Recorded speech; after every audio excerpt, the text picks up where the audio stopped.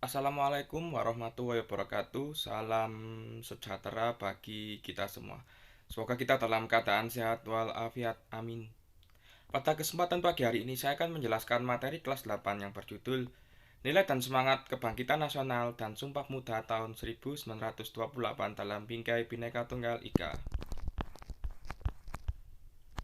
Tujuan pembelajaran 1. Bersyukur atas peristiwa nilai dan semangat Sumpah Pemuda tahun 1928 dalam Bingkai Bhinneka Tunggal Ika. 2. Berperilaku tenggang rasa di masyarakat sebagai nilai dan semangat Sumpah Pemuda tahun 1928 dalam Bingkai Bhinneka Tunggal Ika. 3. Menjelaskan arti dan makna Sumpah Pemuda dalam perjuangan kemerdekaan Republik Indonesia. 4. Mengaplikasikan nilai-nilai kejuangan Sumpah Pemuda tahun 1928 dalam Bingkai Bhinneka Tunggal Ika. A. Arti dan makna Sumpah Pemuda dalam perjuangan kemerdekaan Republik Indonesia. 1. Peran perjuangan pemuda dalam organisasi kepemudaan. Kehadiran organisasi Budi Utomo pada tanggal 20 Mei 1908 sering dianggap sebagai kelahiran kaum maju yang ingin memperluas pendidikan dan pengajaran sehingga generasi muda mendapat peluang yang lebih banyak untuk memasuki sekolah-sekolah modern.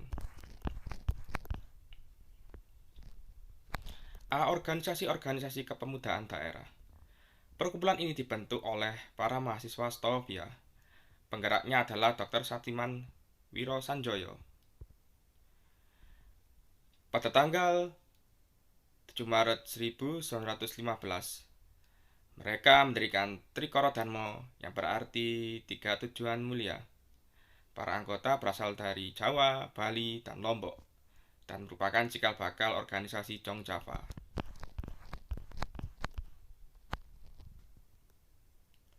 Trikoro Dharma memiliki asas-asas sebagai berikut.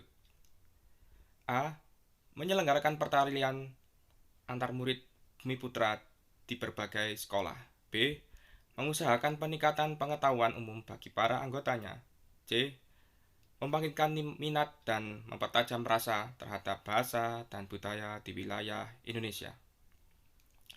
Pada kongres pertama di Solo tahun 1918, Trikoro Dharma berubah nama menjadi Yong Java dengan maksud untuk menarik simpati golongan dari Sunda, Bali, dan Madura. Pada kongres tahun 1926 di Solo, perkumpulan Trikoro Dharma berubah haluan dengan menekankan tujuan, yaitu 1. Memajukan rasa persatuan dan kesatuan para anggotanya dengan semua golongan bangsa Indonesia.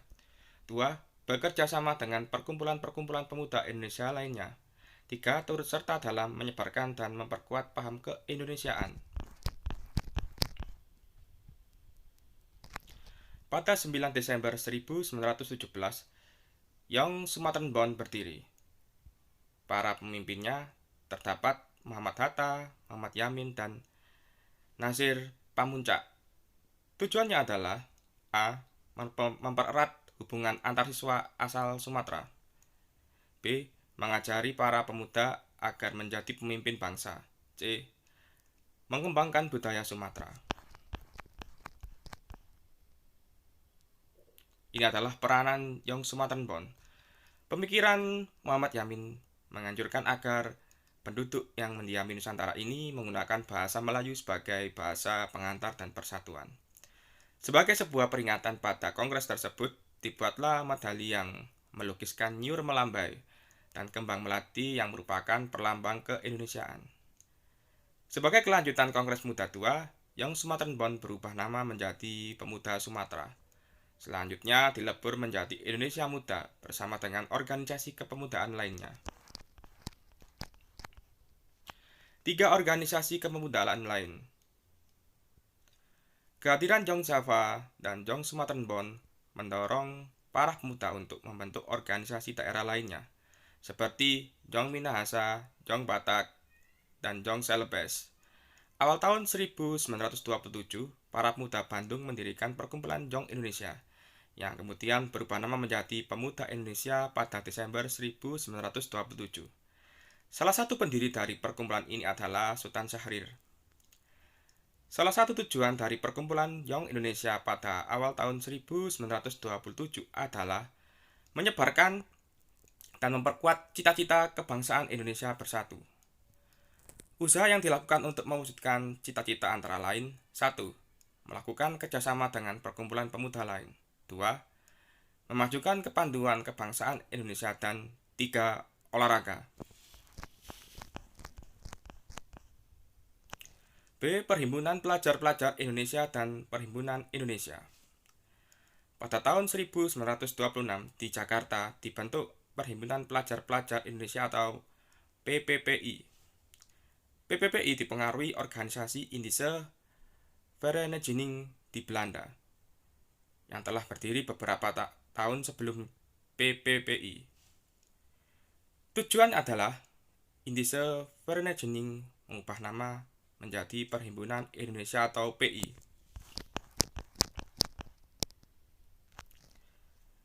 PPPI dan PI di sini memiliki haluan politik dan perbedaan. Haluan politiknya adalah PPPI dan PI menganut haluan politik dan mengajak rakyat bergabung dalam aksi massa.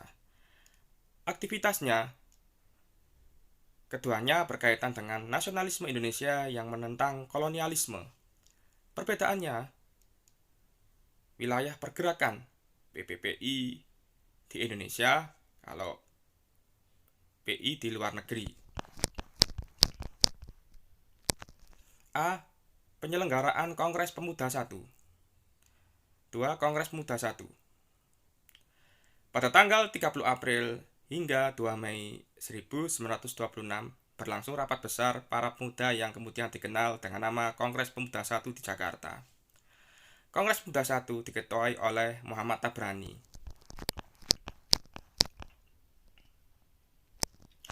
Tujuan Kongres Pemuda 1 mencapai jalan untuk membina perkumpulan pemuda yang tunggal dengan membentuk sebuah badan sentral yang bermaksud memajukan paham persatuan kebangsaan dan mempererat hubungan antar perkumpulan pemuda kebangsaan.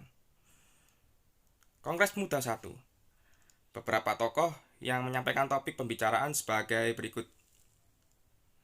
Soemarto berbicara tentang topik perlunya persatuan Indonesia. Kemudian Bahter Johan, Nona Adam, dan Jakso Diporo ya, berdiskusi panel membahas kedudukan wanita dalam masyarakat Indonesia. Kemudian Muhammad Yamin berbicara tentang kemungkinan masa depan bahasa-bahasa dan kesusastraan Indonesia. Kemudian P. Pinontoan berceramah mengenai peran agama-agama di dalam pergerakan nasional. B. Pembahasan dalam Kongres Pemuda 1. Kongres Pemuda 1 membahas masalah persatuan sebagai agenda utama. Dalam kongres ini diambil sebuah keputusan yang sangat besar, yaitu penetapan bahasa persatuan. Pilihan bahasa yang diajukan adalah bahasa Jawa dan bahasa Melayu. Beberapa organisasi yang mengikuti Kongres Pemuda 1 dan beberapa pertemuan lanjutan setelahnya adalah Young Java, Young Sumattenbond, Young Islamattenbond, Sekarukun, Young Batak, Young Teosovenbond, Ambonse Studerenden atau Young Ambon, Minahase Studerenden atau Young Minahasa, kemudian Indonesia Studi Club, Budi Utomo, dan Muhammadiyah. Hasil Kongres Muda 1. C. A. Mengakui dan menerima cita-cita persatuan Indonesia, walaupun dalam hal ini masih tampak samar-samar. B. Usaha untuk menghilangkan pandangan adat dan kedaerahan yang kolot dan lain-lain. Oleh karena itu, PPPI, Pemuda Indonesia, Perhimpunan Indonesia, dan PNI berencana menyatukan organisasi mereka dengan tujuan mewujudkan persamaan cita-cita persatuan Indonesia. Pada saat masa penjajahan Belanda, Portugis, perjuangan rakyat Indonesia terus mengalami kegagalan karena perjuangan bangsa kita pada saat itu masih bersifat kedaerahan serta sangat bergantung kepada pemimpin. Hal ini menjadi dasar tercetusnya Sumpah Pemuda pada tahun 1928. Awal perjuangan para pemuda Indonesia memprakarsai Sumpah Pemuda 1928 adalah berdirinya Budi Utomo. Pada saat itu, bangsa Indonesia, khususnya pemuda Indonesia, mulai bangkit. Akibat berdirinya organisasi Budi Utomo, memunculkan organisasi baru seperti Trikoro Dharma, Jong Sumatenenbon, Jong Ambon, Jong Betawi, Jong Minahasa, Sekar Rukun, dan Pemuda Timur. Pada tanggal 15 November 1925, diadakan Kongres Pemuda untuk membahas panitia pelaksanaan kesepakatan bersama. Dan pada tanggal 30 April hingga 2 Mei 1926, organisasi pemuda berkumpul dan melaksanakan rapat Kongres Pemuda 1. Sumpah Pemuda adalah satu tonggak utama dalam sejarah pergerakan kemerdekaan Indonesia. Ikrar ini dianggap sebagai kristalisasi semangat untuk menegaskan cita-cita berdirinya negara Indonesia. Yang dimaksud dengan Sumpah Pemuda adalah keputusan Kongres Pemuda kedua yang diselenggarakan 2 hari, yaitu pada tanggal 27 hingga 28 Oktober 1928 di Batavia atau Jakarta. 3 Kongres Pemuda II. Pada tanggal 27 hingga 28 Oktober 1928 diselenggarakan Kongres Pemuda II di Jakarta. Kongres Pemuda II diketuai oleh Sugondo Joyopuspito. A. Persiapan Kongres Pemuda II. Kemudian oleh Perhimpunan Pelajar-Pelajar Indonesia atau PPPI menggagas untuk diselenggarakan Kongres Pemuda II yang terlaksana tanggal 27 hingga 28 Oktober 1928 di Jakarta. Atas inisiatif PPPI, Kongres akan dilaksanakan di 3 gedung yang berbeda dan dibagi dalam 3 rapat. 1. Pada tahun 1927 terjadi sebuah peristiwa yang membuat Yong Java kehilangan dominasinya dalam gerakan pemuda, yaitu kegagalan membentuk badan kontak. 2. Selanjutnya, garda depan untuk mempersatukan gerakan pemuda diambil alih oleh 2 perhimpunan yang baru, PPPI dan Jong Indonesia. Sampai tahun 1927, telah banyak pemuda yang menyatukan diri.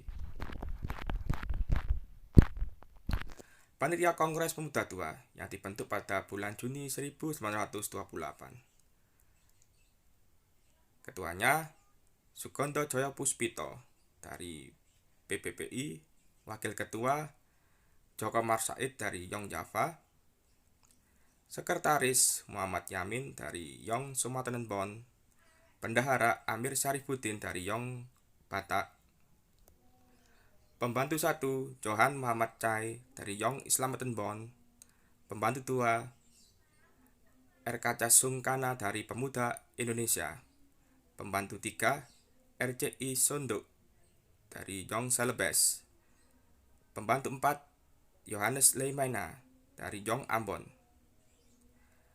Pembantu 5 Muhammad Rohyani Suud dari Pemuda Kaum Betawi.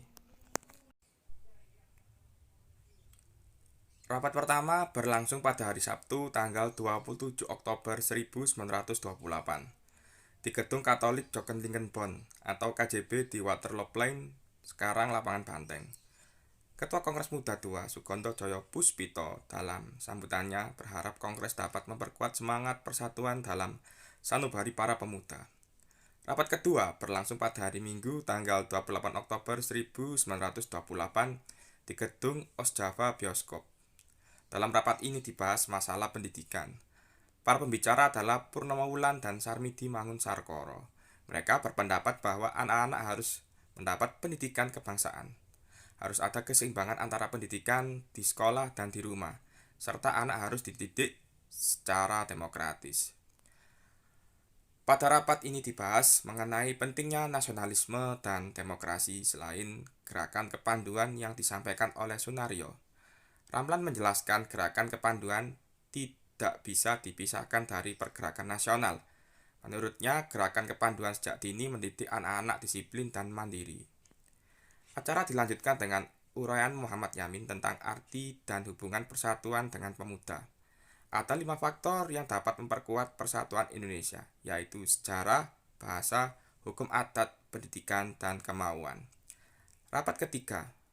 Rapat ketiga sekaligus rapat penutupan berlangsung pada hari Minggu tanggal 28 Oktober 1928 di Gedung Indonesia Club Bego, Jalan Keramat Raya 106 yang merupakan milik seorang Tionghoa bernama Xie Kong Leong, sekarang menjadi Museum Sumpah Pemuda.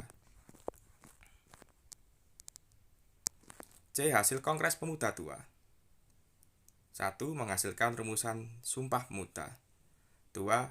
Isi Sumpah Pemuda yang berisi, kami, putra dan putri Indonesia, mengaku bertumpah darah yang satu tanah air Indonesia. Kami, putra dan putri Indonesia, mengaku berbangsa yang satu, bangsa Indonesia. Kami, putra dan putri Indonesia, menjunjung bahasa persatuan bahasa Indonesia.